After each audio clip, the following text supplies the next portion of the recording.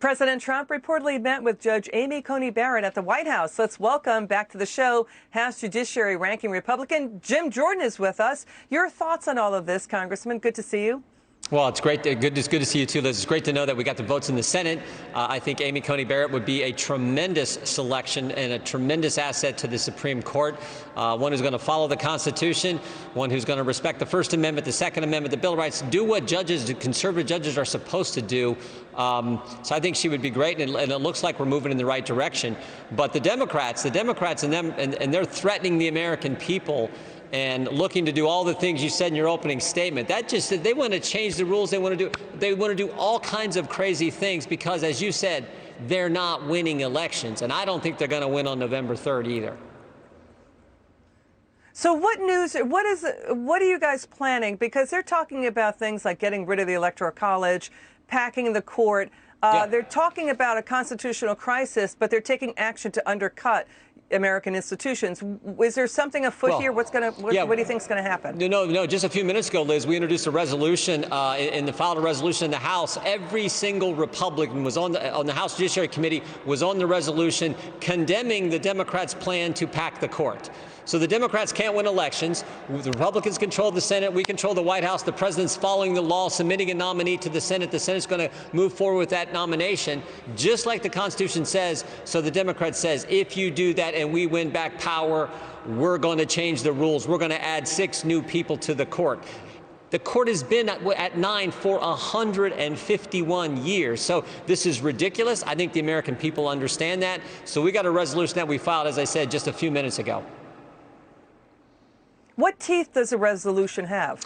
It's just a resolution, but we are 42 days away from election, so it's important to have the document. I think every single Republican in the House will probably sign on to this. As I said, every single Republican on the Judiciary Committee already has. This is that kind of document where it helps create the debate and make the argument even bigger for the country to understand what the Democrats are trying to do. And also understand this, Liz. The Democrats are also trying to win the election after the election.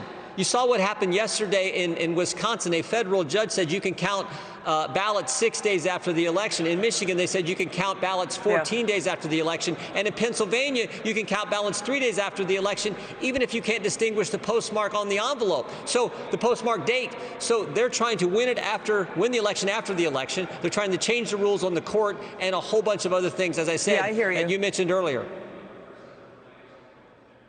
Yeah, I hear exactly what you're saying. I don't know if voters are ready for election week, as it's been said. Democrats, let's get back to this nomination. Democrats are mad, saying this is Republican hypocrisy after Republicans stalled a vote on Obama's nominee, Merrick Garland. As Senator Cruz has pointed out, if you look at the debate 4 years ago, lawmakers in both parties switched positions, saying exactly the opposite of what they're saying now.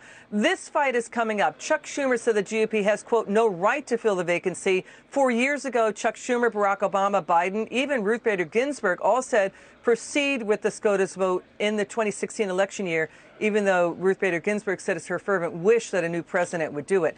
Your reaction on, what they're saying back then versus now. So Republicans are also flipping their position. Your take on that? Well, I don't think Republicans are, because Republicans control both the Senate and the White House. That wasn't the case in 2016. Republicans controlled the Senate. Obviously, at the time, it was the Democrats with President Obama in the White House. So this is a different situation. And frankly, the historic norm is if the same party controls the Senate and the White House, then you move forward with the nominee in election year.